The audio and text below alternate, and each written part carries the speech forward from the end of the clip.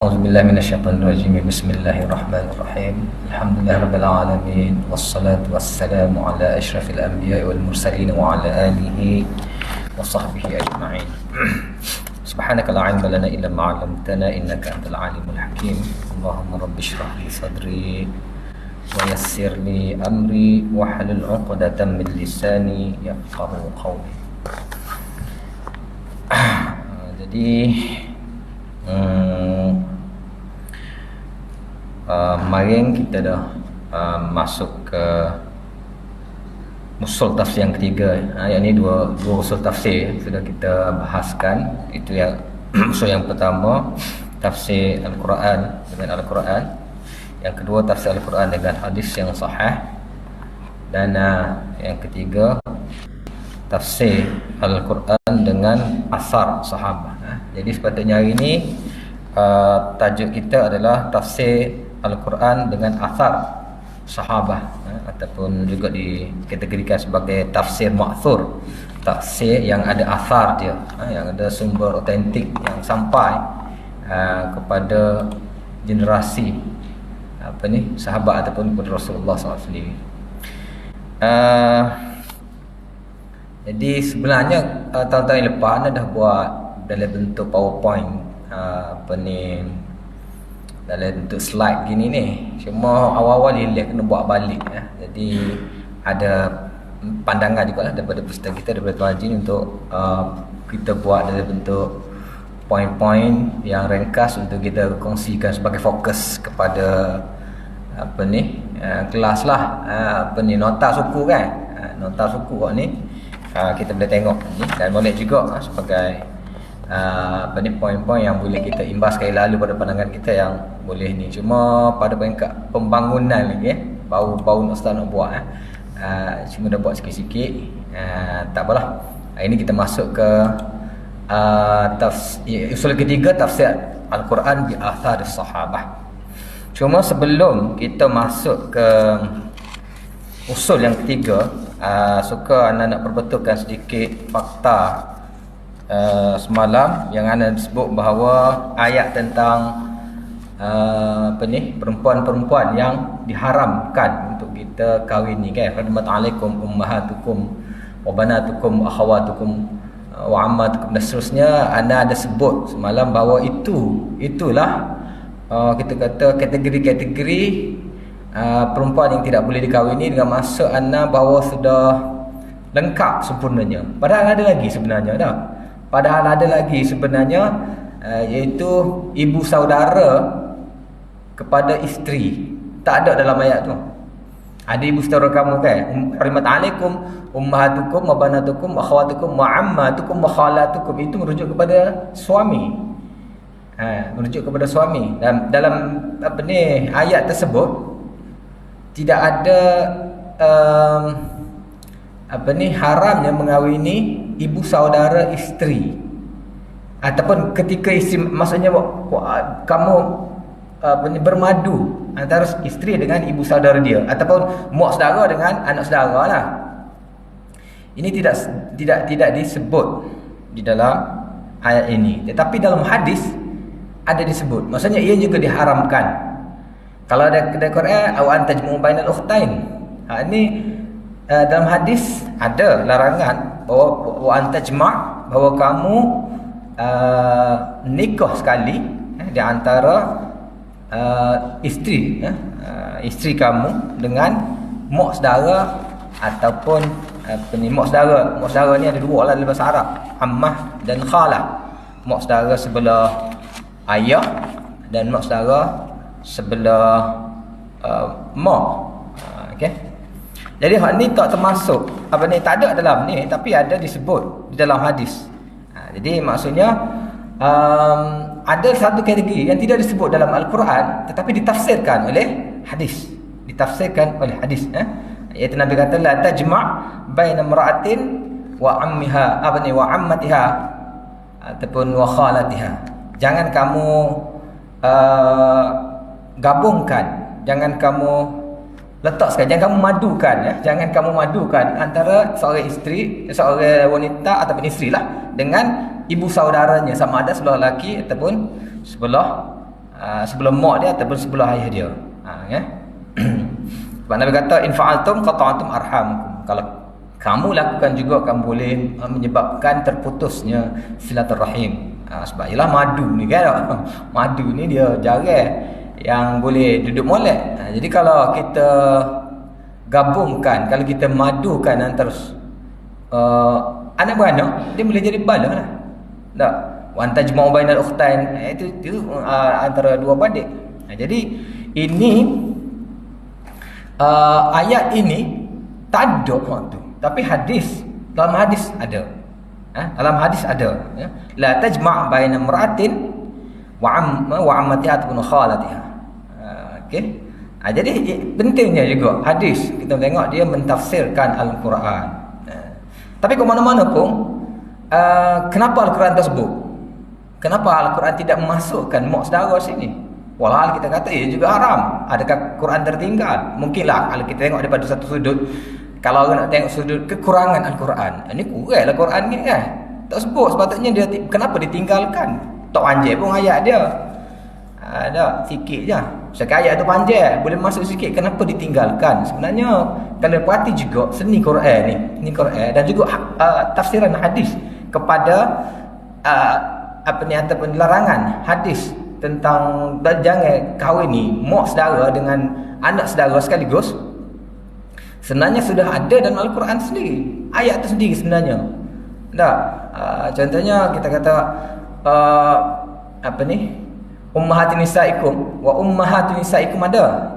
Ummahatun nisaikum maksudnya ibu mertua kamu. Jangan kahwini ibu mertua kamu. Tapi tak sebut mak saudara. Dalam hadis yang lain Rasulullah mengatakan bahawa al-ammah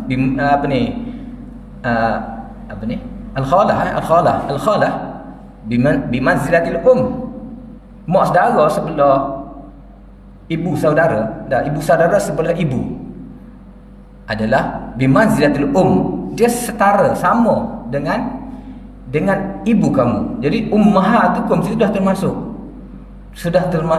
ummahatun nisaikum sebenarnya sudah ada dalam itu, termasuk ibu-ibu saudara kamu. Tapi ke mana-mana pun bahawa tafsiran hadis yang sahih tidak boleh ditinggalkanlah dalam mentafsirkan Al-Quran. Baik. Seterusnya ini kita masuk ke tafsir Al-Quran bi athar sahabah. Ini usul yang ketiga. Tafsir Al-Quran bi athar sahabah dengan maksud tafsir Al-Quran dengan pendapat para sahabah radhiyallahu anhum ajma'in. Baik. Usul ketiga usul ketiga ini adalah usul yang tidak kurang pentingnya juga. Dan kalau kita tengok sebenarnya siapa sahabat, untuk kita pergi ke usul ni kita kena tahu siapa itu sahabat. Daripada satu sudut yang lain kita tengok bahawa sahabat ini adalah karya agung Nabi sallallahu alaihi wasallam. Air tangan Nabi sallallahu alaihi wasallam. Hak ni anak buah Nabi, anak putih Nabi bentuk dengan tangan Nabi sendiri ni, sahabat radhiyallahu taala anhum wa radu anhu. Nabi puas hati ketika Nabi sallallahu alaihi wasallam wafat, Nabi boleh pejam mata, puas hati tinggal ke generasi yang dia kutip daripada tempat yang ataupun zaman yang sangat-sangat keras, zaman jahiliah, tapi Nabi bentuk menjadi orang yang boleh menguasai Rom dan Fasis. Lepas itu walhal sebelum itu dilihat sebelah mata, ini karya agung Nabi SAW. Nabi wafat dalam keadaan Nabi puas hati. Dan Al-Quran juga telah memberi satu title yang menunjukkan Allah juga berpuas hati dengan mereka, radhiyallahu anhum wa radu anhu. Itu adalah sahabat.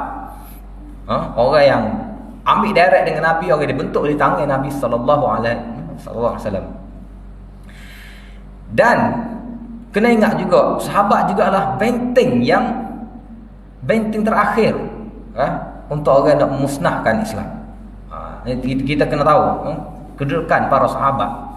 Sebab orang nak rosakkan Islam, dia tak boleh merosak melalui yang pertama tadi, Al-Quran. Usul yang pertama Al-Quran dengan Al-Quran. Quran tidak boleh, Allah dah cabar daripada dulu. Tak boleh. Tidak akan ada orang mampu untuk mencabar walaupun satu ayat Al-Quran. Nabi SAW kedudukan juga tidak boleh disabar, dan tak ada orang nak berani nak kosek Nabi. Tak. Sekarang ni kalau tengok kita punya gabah, kita punya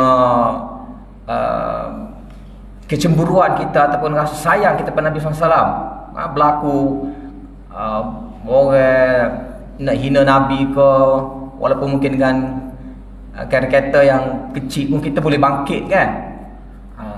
Payah untuk nak menyerang Islam melalui Al-Quran ataupun melalui Nabi SAW bukan satu benda yang mudah, sukar.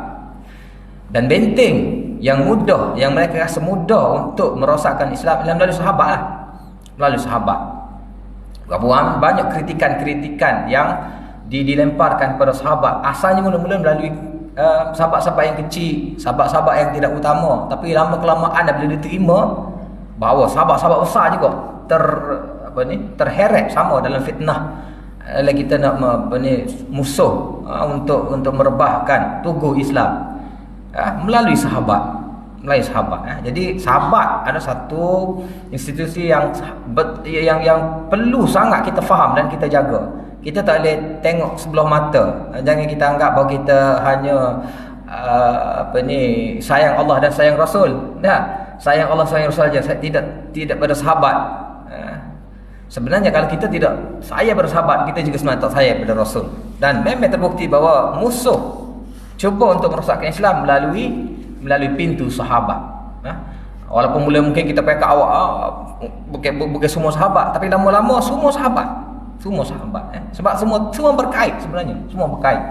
Mungkin apa yang ke awal kita tengok mereka hanya menghentam Sayyidina Muawiyah. Berapa ramai orang kita boleh terima tak bahawa Muawiyah ni jahat. Dulu ramai orang kata Muawiyah jahat. Sekarang ni beza sikit bila ilmu sudah kita kita perbetulkan kesalahan tersebut. Zaman dulu mana ada orang nama Muawiyah. Sekarang ni ada ramai ada tak Ustaz Muawiyah kita pun nama Muawiyah. Zaman dulu sebab orang nama orang jahat. Pernah juga orang kata apa nama Muawiyah, nama orang jahat kata. Dan macam mana Sayyidina Muawiyah dijahatkan, dikatakan jahat? Dia tidak direct menyerang Sayyidina Muawiyah. Dia serang Yazid dulu. Dia serang Hindun dulu, dia serang Abu Sufyan dulu.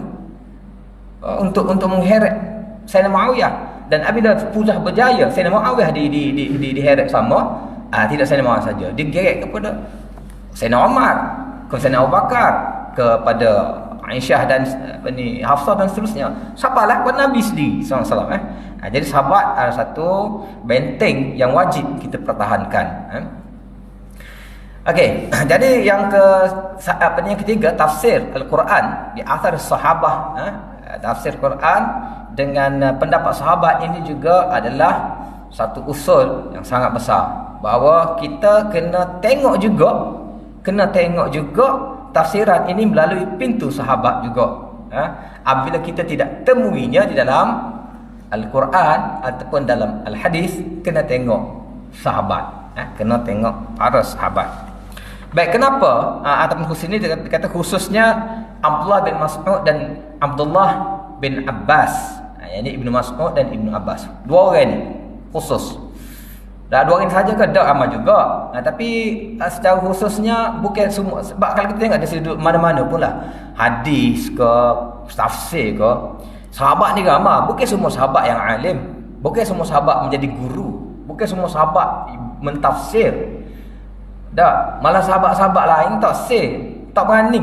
Contoh dalam periwayatan hadis, berapa ramai tabi'in yang cari sahabat, dia kata apa cari aku nu, cari nu, dia tunjuk pada sahabat-sahabat yang lain, tak berani.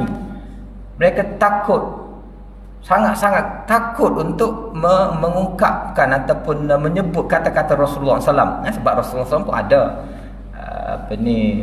dalam kita belajar usul hadis adalah larangan-larangan daripada kita menyebut sesuatu yang Nabi tak sebut. Antaranya ancaman yang paling besar yang diriwayatkan oleh 70 orang sahabat, itu mana kata ba'ala yang muta'ammidan falyatabawa maq'adahu minan nar. Ini menjadi ketakutan kepada para sahabat untuk mentafsirkan hadis. Jadi bukan semua sahabat menjadi meriwayatkan hadis lah. Bukan semua sahabat menjadi perawi, bukan semua sahabat menjadi mufassir. Bukan semua sahabat. Ada sahabat-sahabat yang mungkin tahu hadis sikit hanya beberapa hadis yang dia tahu. Ada sahabat yang cukup banyak hadisnya beza lah. Jadi sebab kita lah, sebab kita tak serupa orang. An-nas ma'adin kan. An-nas ma'adin ke ma'adin al-dhahab wal-fiddah. Serupa. Kita ni kita punya bakat berbeza. An-nas, manusia ni dia seperti logam.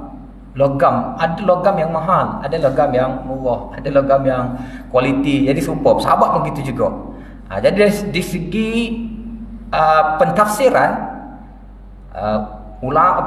sahabat yang hebat dalam mentafsir ataupun yang dijadikan rujukan dalam mentafsir adalah Abdullah bin Mas'ud dan Abdullah bin Abbas. Kenapa mereka berdua ni? Antaranya Abdullah bin Mas'ud ni dia orang lama. Abdullah bin Mas'ud ni katanya dalam setengah riwayat orang yang ke-6 masuk Islam. Maksudnya lebih kurang dengan Sayyidina Osman, Sayyidina Abu Bakar lepas tu je berkali kan.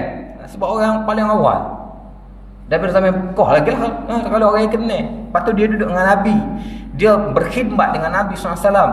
Dia pernah dipanggil orang selipar, sahibun na'lain, sahibul wisadah, hak jaga selipar, hak jaga toto, jaga tempat tidur Nabi SAW. Dia berkhidmat dengan Nabi SAW lama dan dia mengambil peluang itu untuk bertanya. Dia nanya sama Nabi SAW. Sehingga dia kata, aku tahu setiap ayat tu berkaitan dengan siapa. Aku tahu di mana dia turun dan berkaitan dengan siapa. Maksudnya sababin nuzul ayat ada dalam poket dia. Ini Ibnu Mas'ud. Dia sebab itulah dia dijadikan rujukan sebab dia banyak tahu dan dia akhirnya dia duduk di Kufah ke apa kan, sebelum tu jadi guru di sana. Jadi dia adalah guru lah, tumpuan orang yang ambil ilmu dengan dia. Dan begitu juga Ibnu Abbas ni dalam bab ni orang panggil imam lah dalam tafsir ataupun digelar terjemahan Al-Quran. Walaupun dia ni sebenarnya kena banding dengan Abdul Mas'ud, jauh lah dari sudut umur. Dia hanya masuk Islam Nabi SAW wafat, dia belum balik. Maksudnya dia budak lagi lah. Dan dia pun lewat pergi hijrah. Sebabnya ayah dia Abbas dia sebenarnya pun lewat juga masuk Islam. Jadi lewat jugalah dia berhijrah. Tapi oleh kerana dia ni orang yang hebat, dia sangat cerdik, budak yang sangat cerdik. Dan Nabi pun tengoklah kejelikan dia. Nabi doa kepada dia khusus pada dia, Allahumma faqih fid din wa alim ta'wil, sehingga dia menjadi terjemahan Al-Quran. Dan dia sendiri pernah mengaku bahawa dalam ayat Quran yang sebut ar-rasikhuna fil ilm, dia sendiri mengaku bahawa ana min ar-rasikhina fil ilm. Jadi orang ini Abdullah bin Mas'ud, Abdullah bin Abbas memang menjadi tokoh lah, dewa lah kita kata dalam pentafsiran. Cuma sebelum mentafsirkan Al-Quran dengan pendapat sahabat, step dia kena ada. Kita kena lalui step dia dulu. Yang ni tengok dalam Al-Quran dululah. Sebab tafsir yang paling baik lah tafsiran Al-Quran dengan Al-Quran. Selaku kita kata tuai sendiri, tak tuai yang bercakap tu sendiri, maka tengok dulu tafsiran. Kalau ada ayat yang ditafsirkan oleh ayat yang lain, maka itu yang pertama lah. Yang kedua dengan hadis. Bagaimana kita tahu bahawa Nabi SAW memang ditugaskan untuk menjelaskan, ditubayyina linnas ma nuzila ilaihim. Dan kalau tak ada dalam hadis, barulah tengok kepada pendapat para sahabat, ataupun tafsiran para sahabat. Dan sebagaimana kita tadi, bukan semua sahabat itu mengeluarkan pendapat dia.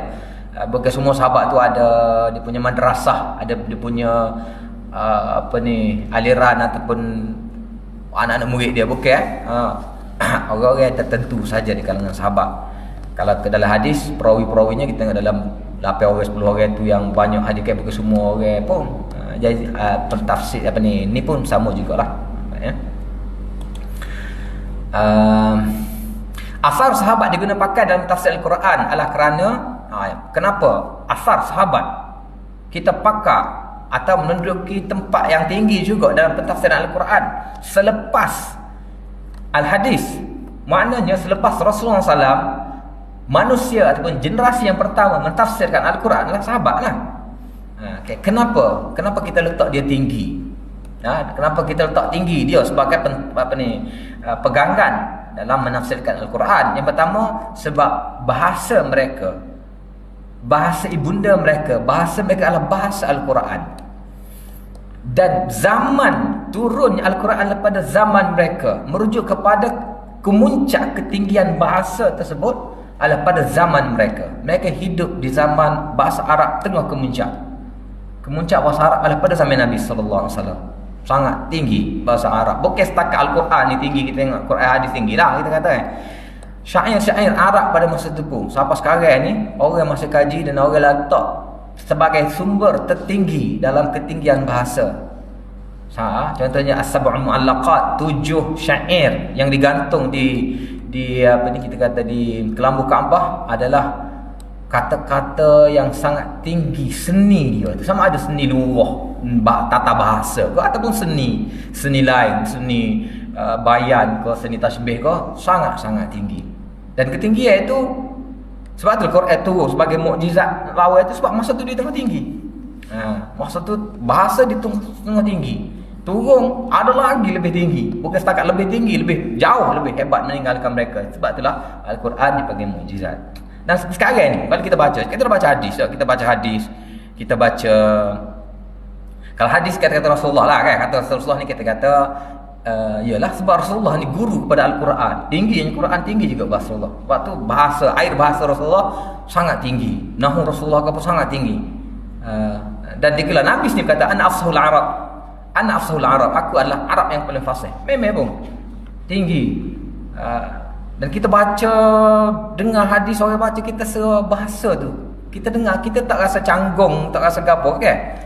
Kita tak rasa macam canggung ataupun sebab bahasa tinggi. Tapi kalau hadis-hadis yang palsu, hadis maudhu', kadang-kadang air bahasa dia tu kurang, sehingga ulama ataupun kita kata ulama-ulama hadis yang berkecimpung lama dalam bidang hadis, kadang-kadang dia nak menjatuhkan ataupun dia nak mengatakan hadis itu palsu. Kadang-kadang dia tengok ayat je, dia dah tahu dah. Ini pakai kata-kata Rasulullah ni. Ini bukan air bahasa Rasulullah, tak tinggi ni. Ini bahasa rendah ni. Kan? Jadi bila tahu tingginya kata-kata Rasulullah. Sebab apa? Sebab Rasulullah SAW asal Arab dan dia guru Al-Quran. Quran turun melalui dia. Tak apalah dia tu, orang lain. Kita tengok Ibnu Mas'ud tadi. Ibnu Mas'ud sendiri berapa banyak kata-kata Ibnu Mas'ud dianggap sebagai hadis, terkeliru sebagai hadis. Sebab kata-kata Ibnu Mas'ud pun sedap, air bahasanya serupa dengan air bahasa Nabi sallallahu alaihi wasallam. Begitu kalau kita baca sirah ke apa kita tak lama kan, kita rasa bahasa dia tu, cara penceritaan dia, kita rasa kita boleh serap hadam dengan sedap gaya bahasa dia. Tapi kalau bahasa Melayu, kita baca novel bahasa Melayu tahun-tahun 70 tak apalah, kita kata tahun-tahun 50 ada itanda dah, iteling apa tu, kita rasa lain dah. Kita rasa lain dah bahasa-bahasa lama. Tu baru tahun 50 apa ni, novel tahun 50 kan. Kalau batu bersurat, tak, bahasa dia pun kita tak boleh ni dah juga kan. Tapi bahasa Al-Quran kita tak rasa macam out of date. Okay, kita tak rasa macam bahasa lama, bahasa purba. Kita tak rasa macam bahasa ni bahasa klasik yang ketinggalan. Tingginya bahasa Al-Quran, bahasa Nabi dan bahasa orang dalam itu. Ataupun kalau kita tengok hadis tentang ni je apa ni? Hadis tentang Abu Sufyan, dia pergi cuba memburuk-burukkan wakil-wakil Nabi SAW di Rom kan.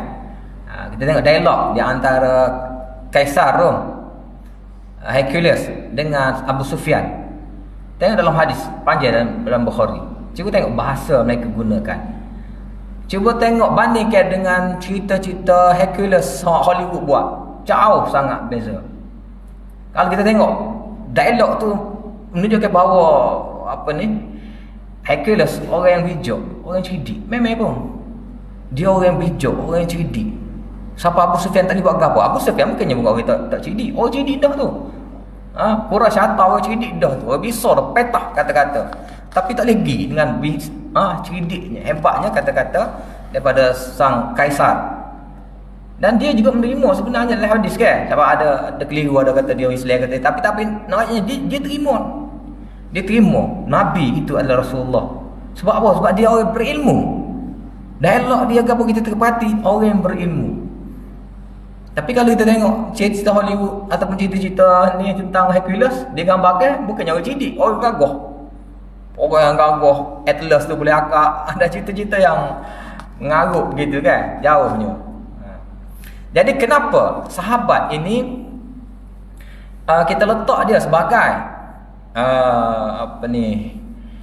pentafsir Al-Quran ketika kita tak jumpa dalam Al-Quran sendiri ataupun Al-Hadis.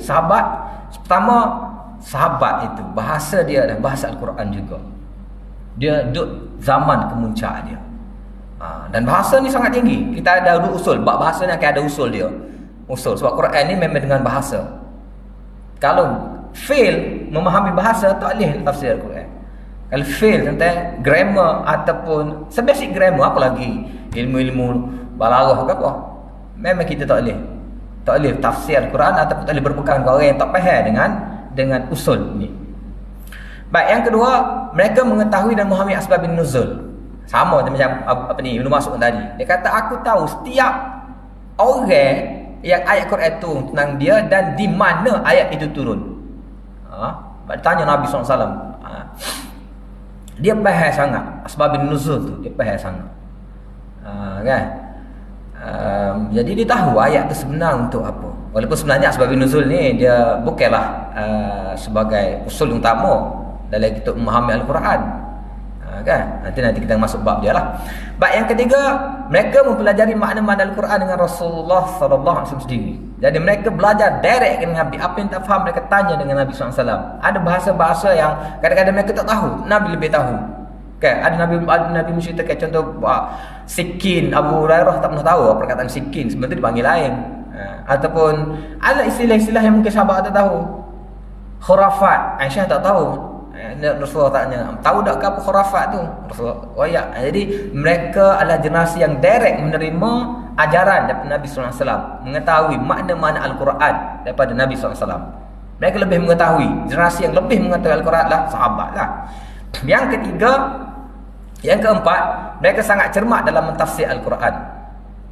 Mereka ini orang yang menerima langsung, menadak langsung Al-Quran. Mereka sangat cermat. Mungkin kita mari pakai ngaji tu sebab kita dah ada stokor tak. Zaman mereka tu ada tanzil Quran tu turun sikit-sikit berkaitan dengan kawan ni, situ sini, asbabun nuzul dia. Jadi mereka tahu. Dan cara mereka belajar pun sebagaimana dalam hadis, mereka mengatakan bahawa kami tidak akan melangkau 10 ayat yang kedua sebelum kami menghafal dan mengamal 10 ayat yang pertama. 10 ayat, ingat 10 ayat hafal, barulah ke ayat yang lain. Jadi pengamalan tu mereka serap, mereka hadam tu. Perbezaan pendapat dalam mentafsir suatu ayat di kalangan sahabat biasanya hanya berlaku pada lafaz sahaja, jarang sekali pada maknanya. Baik, kalau adalah berlaku perbezaan pendapat hanya lafzi saja. Jadi lafzi tak ada masalah. Bukan pada makna. Kadang-kadang lafaz kita menggunakan lafaz yang macam hadis lah. Hadis riwayat bil makna. Okay? Maknanya sama, mungkin kata-katanya berbeza. Tak? Kita bertolak sebelum asar. Ataupun orang itu kata, A kata kita bertolak sebelum asar, B kata kita bertolak selepas zuhur. Bunyi lain, lebih kurang ya. Kan? Itu dipanggil bil makna. Lafaznya berbeza, ikhtilaf al-lafz, ikhtilaf al-alfaz, tetapi maknanya tak berbeza. Siapa simpang tu jangan ke kiri, A kata. B kata sampai simpang awak ke kanan. Beza nampak tu jauh sangat. Beza, jangan ke kiri dan awak ke kanan. Maknanya sama saja. Maknanya sama saja, satu direction saja. Jadi perbezaan kalau ada pun di kalangan para sahabat, perbezaan dari segi bentuk lafaz saja. Kalau ada makna mungkin sangat-sangat jarang lah. Okay. Yang kelima, jalan penyelesaian kepada perselisihan pendapat di kalangan sahabat dalam mentafsir adalah terang, telus dan jelas. Jadi katalah ada beza ke apa, cara nak rungkaikan sangat mudah. Iaitu pendapat yang lebih dekat, yang lebih sesuai dengan Al-Quran dan As-Sunnah dan lebih sahih daripada sudut riwayat dia, maka itu kita pegang. Itu kita tarjihkan. Okey. Kita tak ada apa panggil ta'assub dengan mana-mana aliran ke apa dah.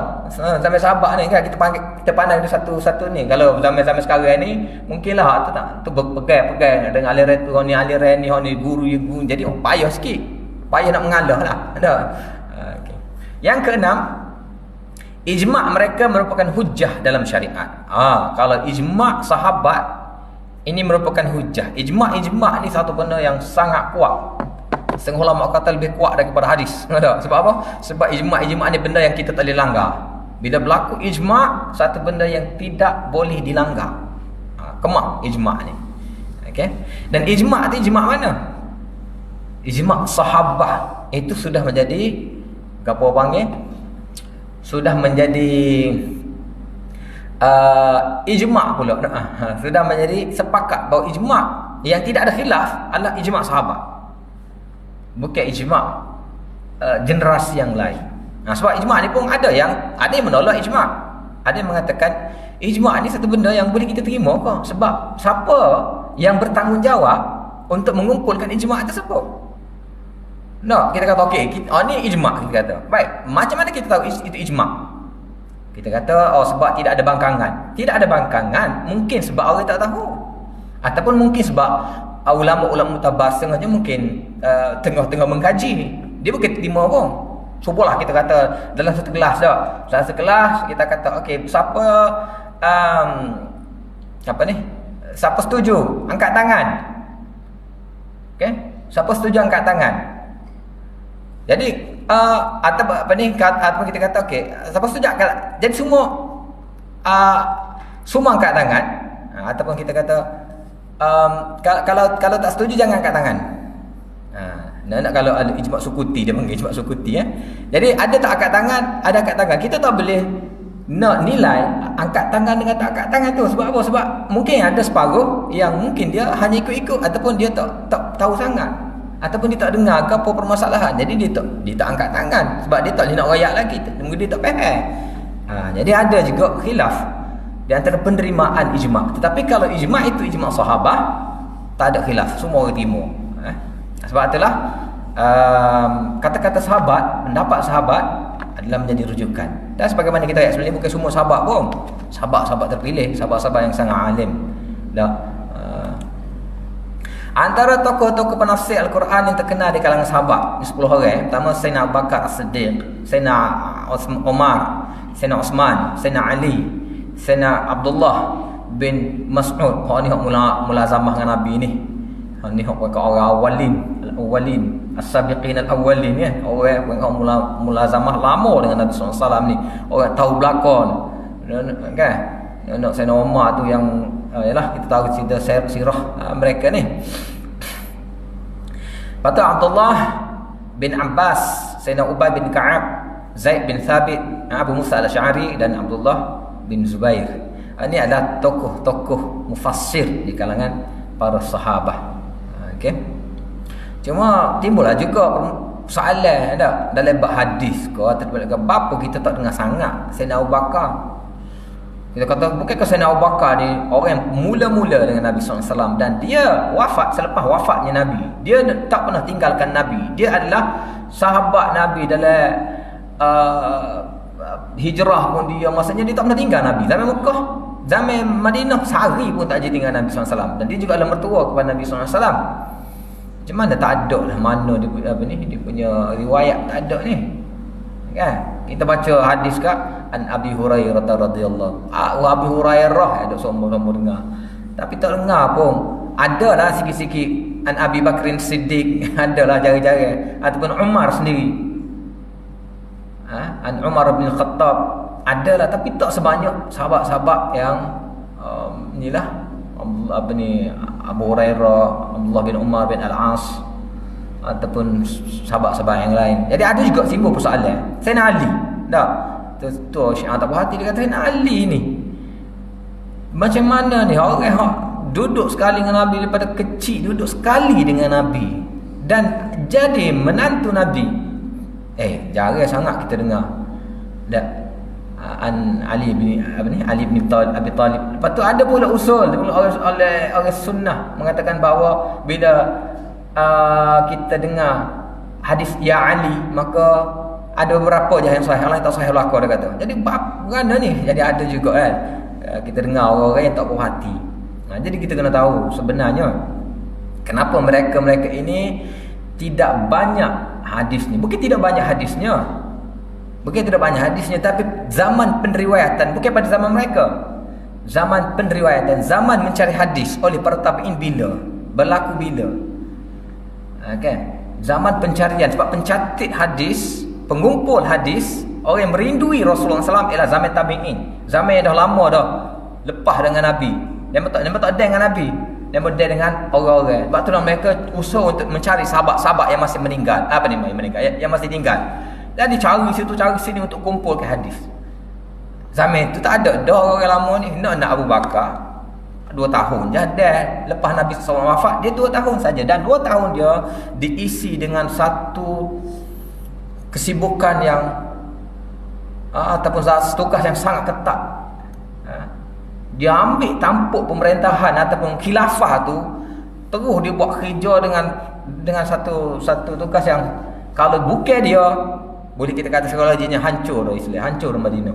Tapi dengan inisiatif yang dia buat tu, Islam tidak dapat dikalahkan oleh tentera Al-Azhar. Baik.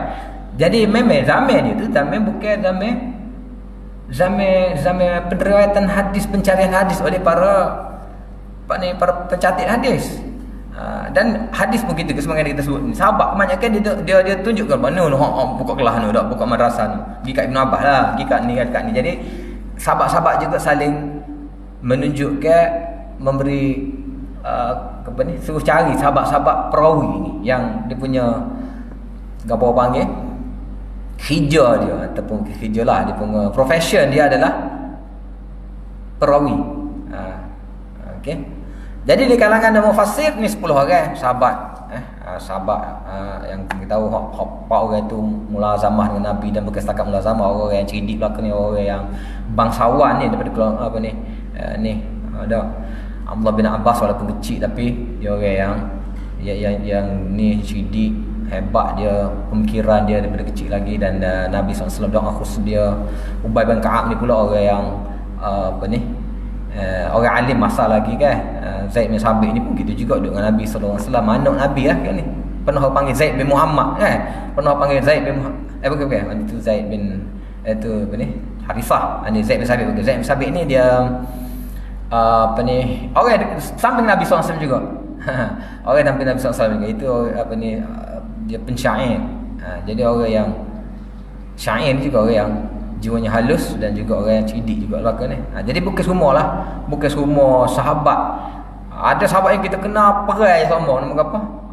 Khalid Al-Walid. Itu memang pahlawan lah tu, pahlawan. Okey. Riwayat hadis tak banyak sangat. Tak. Baik, contoh tafsiran ataupun contoh tafsiran sahabat.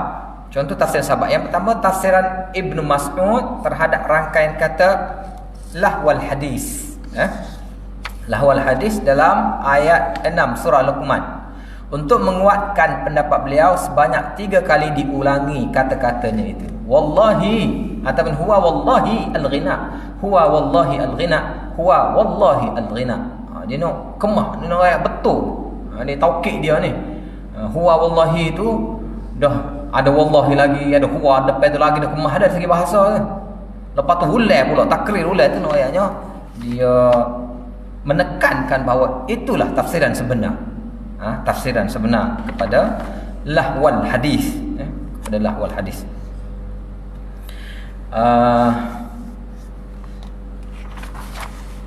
Lahwal hadis ni kalau nak kira lahwa ni ke apa? Cerita-cerita yang lara gitulah. Tapi dia kata dah, berdasarkan ayat tu, wa minan nas may yashtari lahwal hadis. Okey, wa minan nas may yashtari lahwal hadis ni ada cerita dia dan dia tahu kan. Ibnu Mas'ud kan dia tahu latar belakang sebab nuzul ni. Ada di kalangan manusia yang membeli lahwal hadis. Apa dia lahwal hadis tu? Dia kata lagu. Demi Allah lagu. Sebab apa? Sebab dia tahu. Ini ceritanya zaman Mekah. Zaman Mekah. Nabi sallallahu alaihi wasallam ketika ada usaha dakwah dia, sebab konfrontasi itu banyak zaman Mekah lah, zaman Madinah tak ada konfrontasi terhadap Nabi secara direct sebab orang munafik kan. Nabi berhadapan dengan munafik. Ini zaman Mekah. Bila Nabi cuba untuk baca Quran macam ni, mereka upah penyanyi-penyanyi buat apa kita kata, buat ni lah, buat nyanyian, buat bising biar orang mari jadi nak lawan dengan Nabi SAW. Jadi wa minan nas may yashtari lawal hadis ni, apa maksud lawal hadis? Lawal hadis adalah nyanyian. Dan dalam untuk menekankan pendapat ni, manusia kata demi Allah, hak tu adalah nyanyian. Nyanyian. Itu pendapat ataupun lawal hadis di sini. Makna dia apa? Makna dia dalam hadis ada sebut ke pendapat, tak ada tafsiran hadis dalam Quran, tak ada tafsiran. Jadi dalam pendapat sahabat, dalam kata-kata Ibnu Mas'ud bahawa lawal hadis adalah ni. Itu contoh apa panggil tafsiran Al-Quran dengan aqwal sahabah. Okey.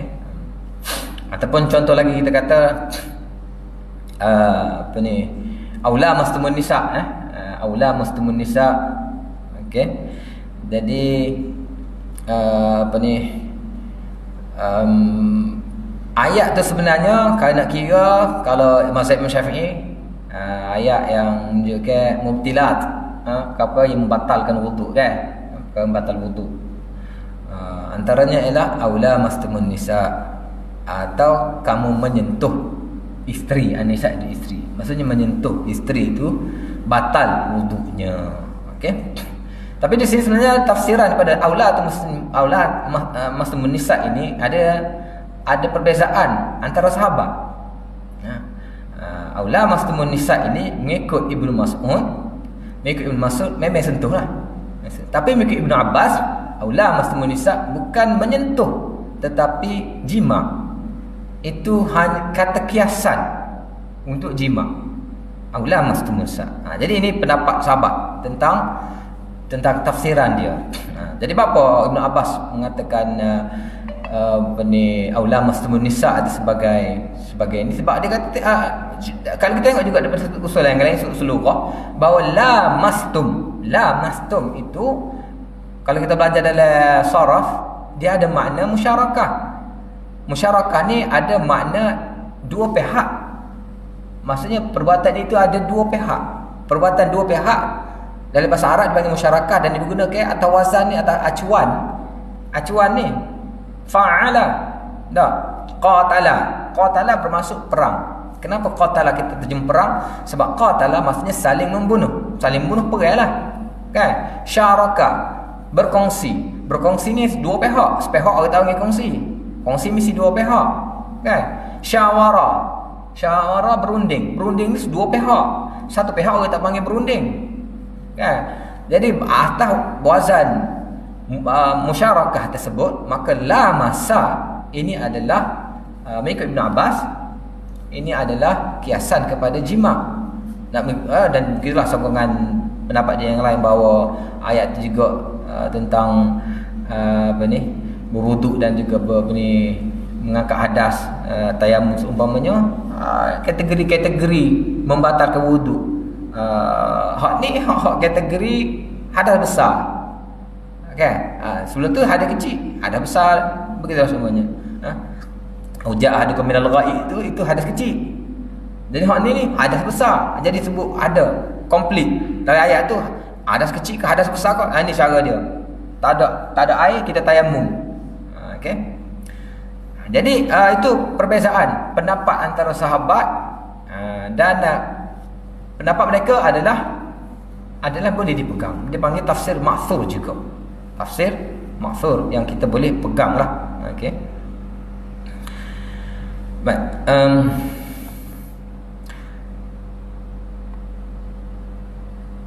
Sini tak boleh. Tak apalah.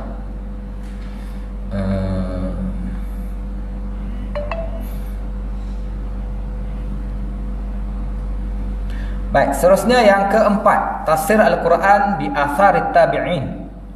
Tafsir Al-Quran dengan pendapat tabi'in pula.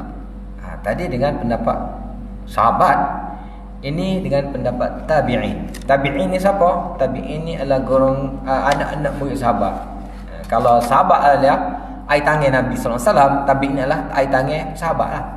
Anak-anak murid sahabat, dipanggil tabi'in. Dan Al-Quran juga menyebutkan mereka sebagai alladzina tabauhum bi ihsanin. Ini orang yang mengikut sahabat dengan ihsan. Bila Allah muji para sahabat, Allah juga menyelit ke bawah, dan juga pengikut-pengikut sahabat. Jadi mereka adalah satu generasi yang diakui juga. Cuma ada beza sikitlah antara tabi'in dengan sahabat. Sahabat ni orang yang melihat Nabi, man ra'an Nabi, iaitu waktu dia ada kelebihan yang sangat tinggi, dan dia ada satu status dia yang sangat hebat lah, iaitu radhiyallahu anhu wa radu an. Sebab tu bila kita sebut nama sahabat, kita sebut radhiyallahu anhu wa radu an. Baik, tabi'in tabi'in tak ada ni kelebihan, keutamaan tu tak ada. Dan dari sudut riwayat pun kita juga berbeza. Sahabat dia ada dipanggil mursal sahabi. Mursal sahabi itu diterima. Sahabat ni kalau kita tak kenal nama pun tak apa.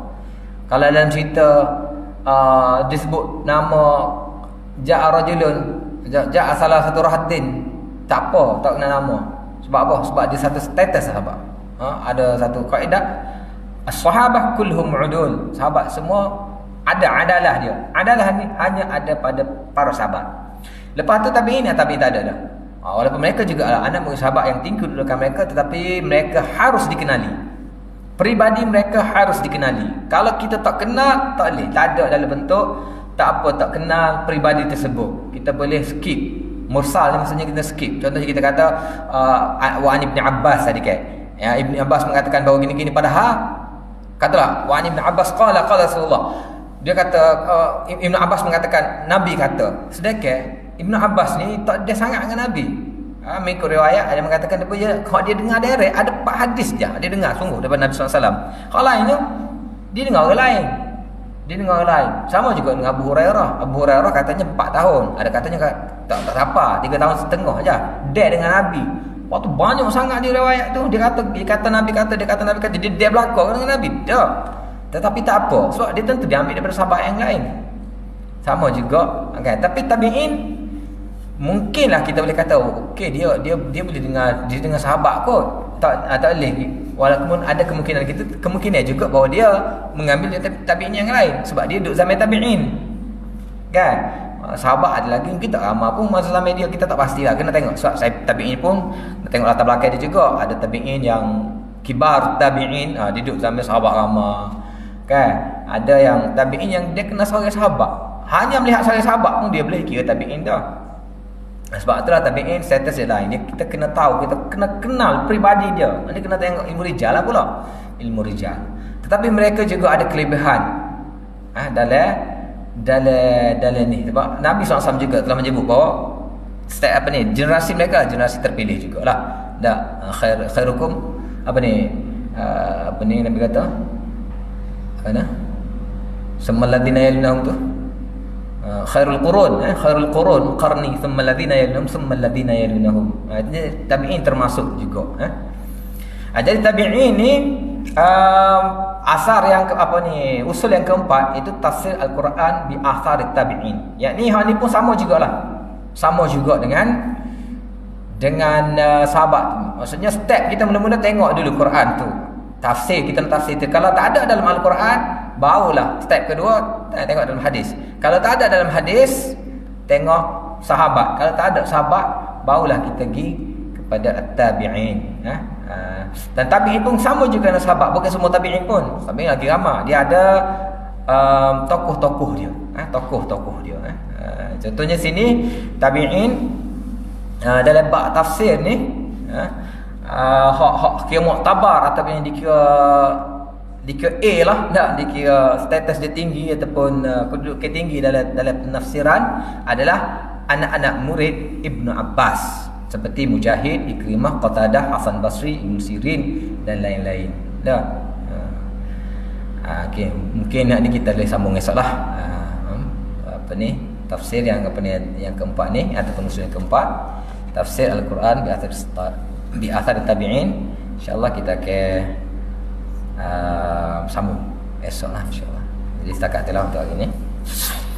Subhanakallahumma wa bihamdik asyhadu an la ilaha illa anta astaghfiruka wa atubu ilaik. Subhanarabbika rabbil izzati amma yasifun. Assalamualaikum warahmatullahi wabarakatuh.